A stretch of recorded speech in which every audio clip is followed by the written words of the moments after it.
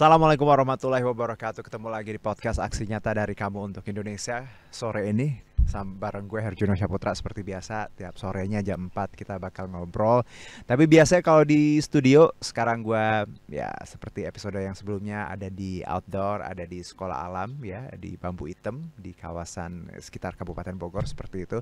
Dan kalau teman-teman lihat seperti biasa belakangnya ya alam gitu ya. Sekolahnya juga open air. Ini salah satu gedung sekolahnya, ada salah satu ruang kelas. Seperti kalau teman-teman lihat ini kelasnya memang konsepnya kayak gini. Jadi memang udaranya langsung keluar gitu ya dan masuk dan banyak pohon. Nah, itu yang salah satu kelebihan sekolah alam. Nah, nanti kita juga bahas tentang sekolah alam ini, tapi sebelumnya gue juga mau ngingetin buat teman-teman yang hari ini nonton, boleh akses kita banyak sekali di banyak platform. Ada Instagram, ada Facebook, ada Twitter, ada YouTube-nya Partai Perindo, semua @Partai Perindo. Ada juga RCTI Plus, Okezone, Sindo News, anyus.id, dan juga websitenya Partai Perindo. Tinggal dipilih aja platform mau yang mau nonton di mana, monggo dicek. Nah, seperti biasa juga kita ada e-voucher masing-masing Rp100.000. Jadi untuk teman-teman yang nonton hari ini boleh bikin komen relate sama obrolan kita hari ini di kolom komen ya, 1, 2, 3 kalimat yang relate dengan obrolan, nanti dapat e-voucher masing-masing Rp100.000. Dan nanti kita umumkan di Instagramnya Partai Perindo. Jangan lupa di follow dulu @Partai Perindo. Oke, so acara hari ini, acara podcast hari ini ya, kita kedatangan narasumber. Kalau kemarin kita sudah ngobrol dengan direktur dari sekolah alam ini, sekarang kita akan masih bicara sekolah alam tapi dengan tema yang sedikit lebih berbeda, yaitu kita bicara optimalisasi anak berkebutuhan khusus melalui sekolah alam. Jadi sekolah alam ini luar biasa. Kenapa aku bilang luar biasa? Secara konsep, secara outlook juga teman-teman bisa lihat bahwa ini ya bukan kayak sekolah konvensional gitu ya. And the rest juga kalau kita lihat di sini fasilitasnya bagus sekali, lengkap juga. Soul yang kita tanamkan di sini, value yang kita punya juga alam, Tuhan, terus ya orang tua, pastinya hormat kepada orang tua, leadership dan hal-hal seperti itu yang somehow nggak dipunya banyak sekolah umum di luar sana. Nah, kita bicara mengenai optimalisasi anak berkebutuhan khusus di sekolah alam ini. Langsung saja Juno kedatangan sore ini guru siswa khusus sekolah alam Bambu Item ya. Ada Ibu Ajeng Nida Ramanda, SPSI. Assalamualaikum Ibu Ajeng. Terima kasih sudah. Aku yang harusnya makasih ya, karena udah diundang.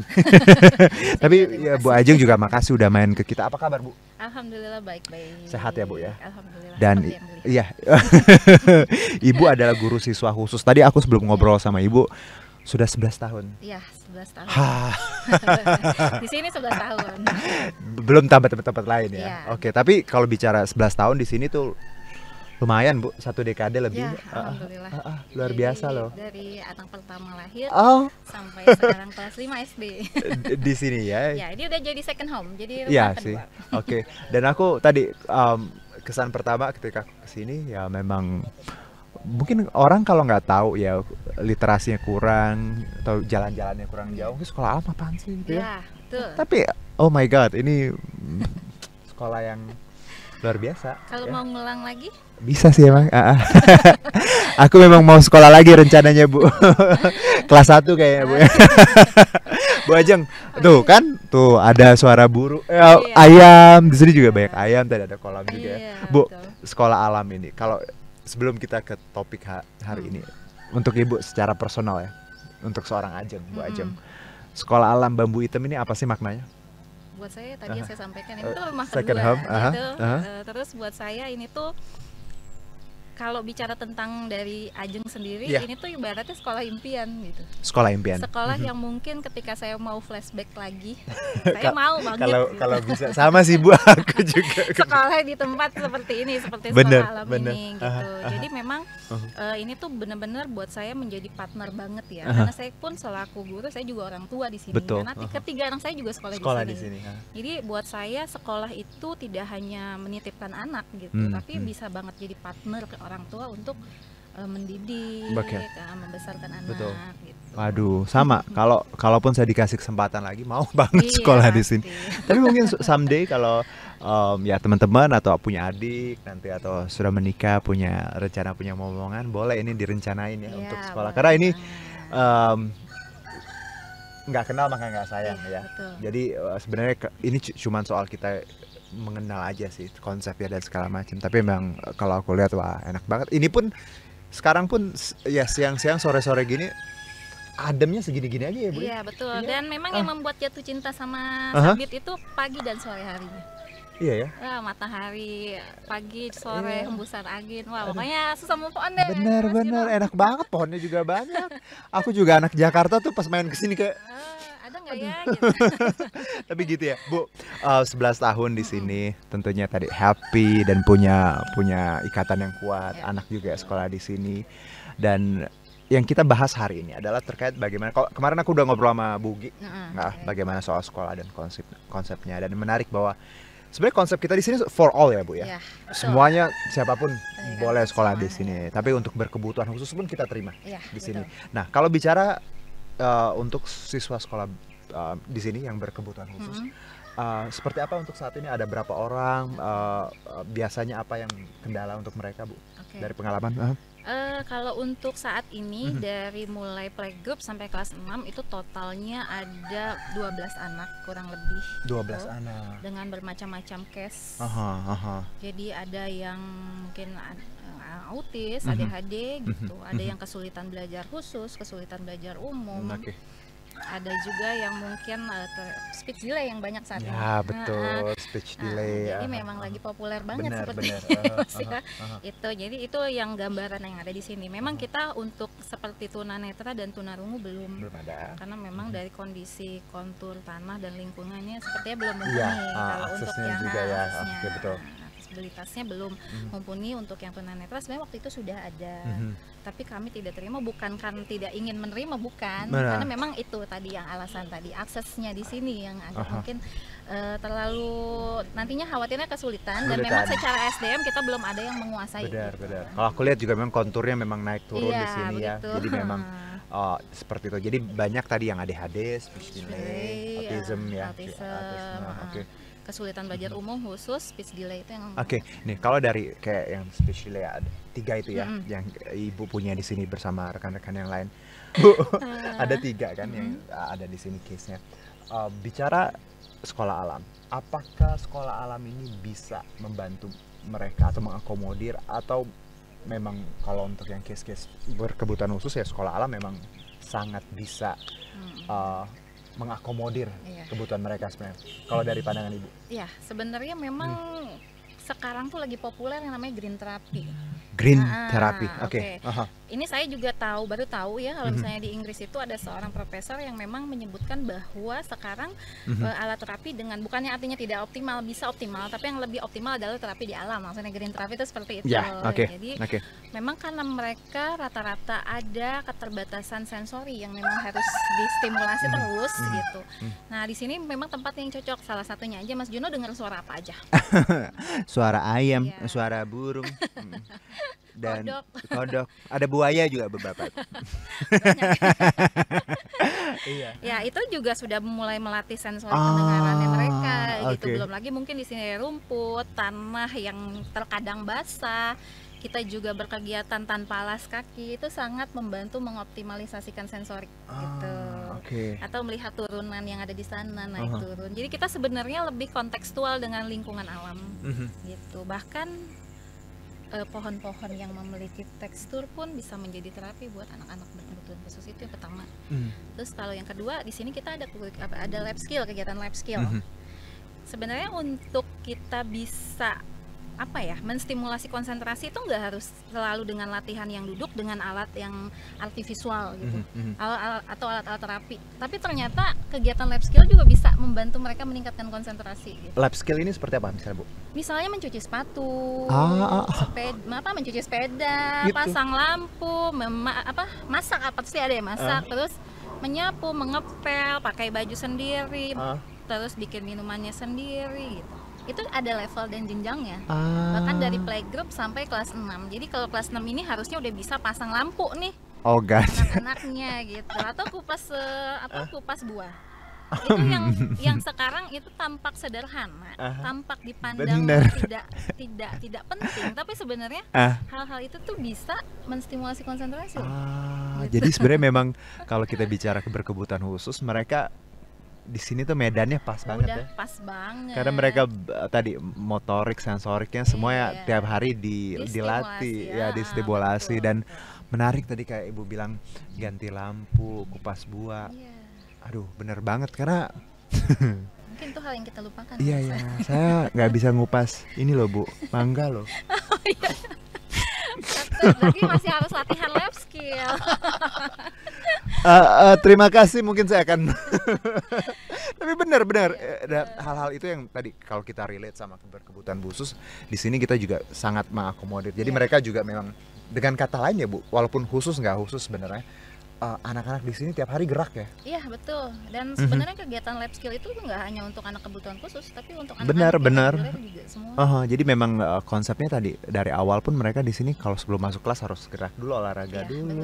Oke loh. Nah kalau guru Bu, kita kan bicara kan kebutuhan khusus mungkin ada beda ya dengan anak-anak yang ya pada umumnya. Kalau guru sendiri kita gimana handle-nya? Ada requirement-nya atau seperti apa untuk mereka yang ya memang tadi punya kebutuhan khusus? Oke. Pertama mungkin hal yang harus dilakukan itu buka hati dulu. Oke. Pertama buka hati, terima dengan seutuhnya, sayangi dengan sebenar-benarnya. Gitu. Itu biasanya penguatan yang saya kasih ke teman-teman guru. Bahwa menerima mereka dengan kondisi apapun mereka itu ya kita harus terima seutuhnya terima. Dan tentunya setelah itu kita melihat case-nya dulu nih Mas nih. Dia apa nih case-nya gitu, ADHD, autis, speech delay gitu. Karena di setiap anak itu pasti akan beda penanganannya. Betul. Gitu. Ada anak yang mungkin ngelihat kipas angin aja dia nggak nyaman. Kita harus tahu dulu karakteristiknya gitu. Makanya kenapa di sini kan ada sistem sit-in trial selama 3 hari. Oh, kita sebelum mulai sebelum belajar, masuk ke tahun ajaran baru, pendaftaran mungkin ada ya. sit-in trialnya. Iya, 3 hari. Iya, itu termasuk pendaftaran gitu. Kita ngelihat itu diobservasi karakteristik dia apa. Kita tuh nanti juga akan bicara ngobrol sama orang tua walaupun mungkin nggak 100% informasinya ya. Cuma paling nggak itu bisa jadi data atau pegangan guru nantinya untuk membuat program khusus untuk anak berkebutuhan khusus ini gitu. Jadi dari penanganannya pun pasti sudah beda. Lebih ke masalah gini, ada anak yang memang dia autis tapi tidak suka tantrum, tenang gitu. Dia tenang aja sendiri gitu. Tapi ada juga yang ketika tadi ngelihat kipas angin dia takut tantrum gitu. Itu pasti penanganannya beda. Atau mungkin untuk yang sudah lintas case nih, kayak anak autis itu pasti beda dengan anak yang kesulitan belajar misalnya kayak gitu. Pasti penanganannya beda. Yang terpenting adalah yang tadi buka hati dulu, terus kita tahu banget karakteristik anaknya sehingga kita tahu cara menanganinya. Nah kalau anak-anak di sini sendiri, kan aku lihat ya, tadi ada yang umum ya, ada yang khusus. Mereka bagaimana memberi pengertian untuk ada yang mungkin yang kalau temennya ada kebutuhan khusus, karena pasti nggak dipisahin, membaur ya? Iya, membaur, semua dijadikan itu satu. Gimana Bu tantangannya? Karena anak kecil kan ya? Sebenarnya ini ya pengen banget sih, jadi gini, memang kan itu tantangan untuk semua sekolah sebenarnya. Benar. Jadi ketika saya bukan roadshow ya, ketemu sama teman-teman saya sama guru, yang terjadi adalah bully gitu. Bully sama anak-anak berkebutuhan khusus. Nah kita tuh berupaya semaksimal mungkin gimana caranya untuk zero bully di sekolah. Of course harus. Nah solusinya gimana gitu? Solusinya adalah pertama yaitu dengan menggabungkan mereka, yang kedua tidak membeda-bedakan, dan yang paling efektif adalah kita mengapresiasi apapun kelebihan si anak itu. Jadi kita sampaikan gitu itu. Jadi even dia cuma bisa ngebalikin ini atau cuma bisa masukin bola ke dalam ring basket, itu kita apresiasi. Biar anak-anak itu sadar bahwa apapun kondisi temannya, dia tetap punya kelebihan yang harus kita hargai gitu.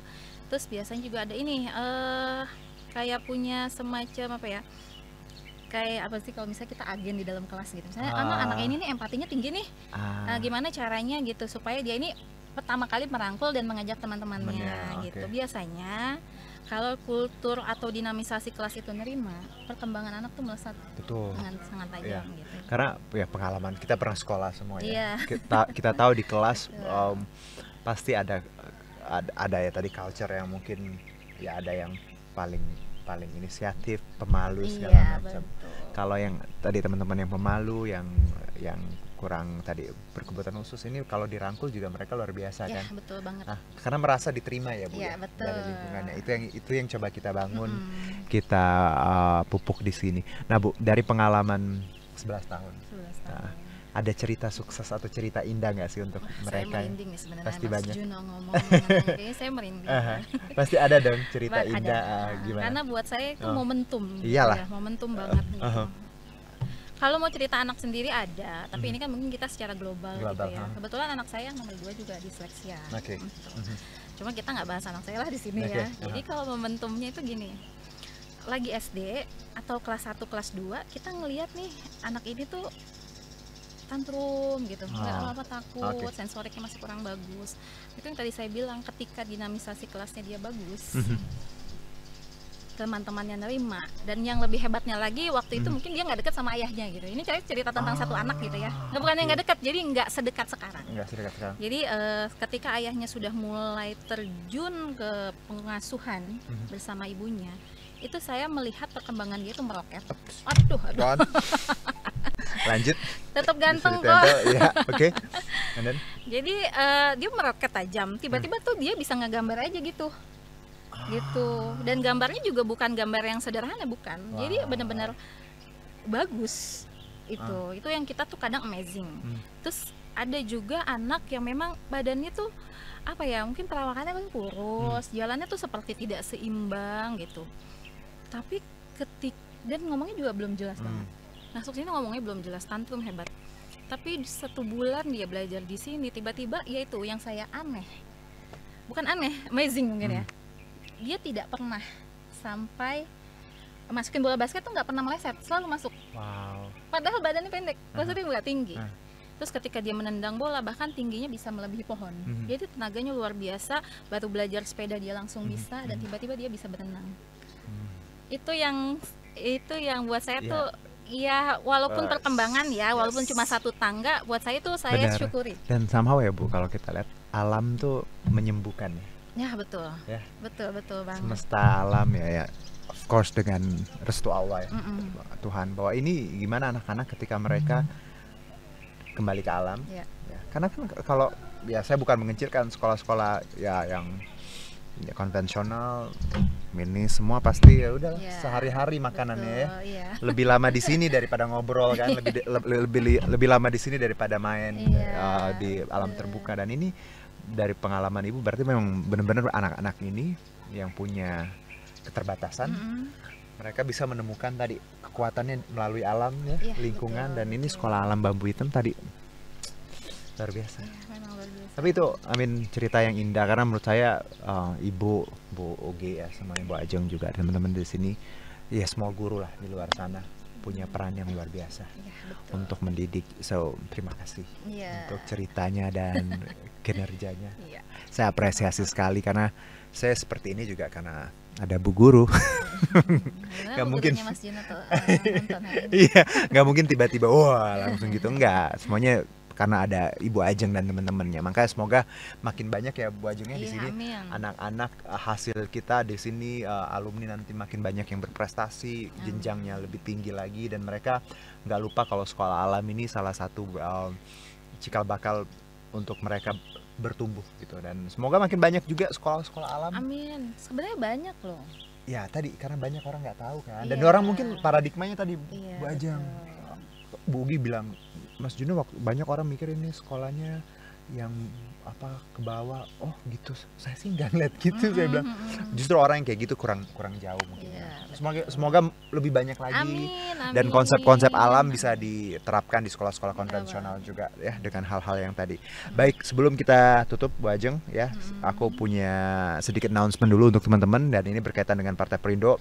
Ini campaign aksi nyata dari Kamu Untuk Indonesia, ini relate banget dengan movement yang dijalankan oleh Partai Perindo. Dan teman-teman di sini semuanya kita bisa seperti biasa ya, untuk teman-teman yang ingin mendaftar sebagai bacalek di berbagai level, silakan daftar di konvensirakyat.com. Dan ini untuk semua WNI, anak-anak muda Indonesia yang tentunya punya nilai-nilai produktif, solutif, modern, bersih, berintegritas, peduli, dan turun tangan untuk Indonesia sejahtera. Dan ini nilai-nilai yang sebenarnya udah kita obrolin tadi, bagaimana kita harus sebagai anak muda ya, harus punya nilai-nilai yang luar biasa tadi. Dan cara daftarnya tinggal ke konvensirakyat.com, dan untuk mendaftar sebagai anggota Partai Perindo boleh ke partaiprindo.com atau klik bit.ly/member Partai Perindo. Dan jangan lupa juga download apps-nya. Di sini boleh di-scan. Dan untuk yang sudah memberikan tadi quotes ataupun kalimat yang di kolom komen, terima kasih, nanti kita umumkan di Instagram Partai Perindo. Terima kasih sekali lagi Ibu Ajeng, sehat-sehat. Ya, senang sekali obrolan singkat dan bermain di matahari dan alam. Harusnya coba climbing. Iya, nanti sih. Boleh. Dan terima kasih juga untuk Partai Perindo. Semoga Partai Perindo semakin sukses dan maju terus untuk Indonesia sejahtera. Saya Herjuno Syaputra. Salam aksi nyata dari kamu untuk Indonesia. Bye-bye, wassalam. Marilah seluruh rakyat Indonesia, arahkan pandanganmu ke depan. Raihlah mimpimu bagi nusa bangsa, satukan tekad untuk masa depan. Pantang menyerah, itulah pedomanmu. Hentaskan kemiskinan cita-citamu, rintangan tak menggentarkan dirimu. Indonesia maju, sejahtera tujuanmu, nyalakan api semangat perjuangan.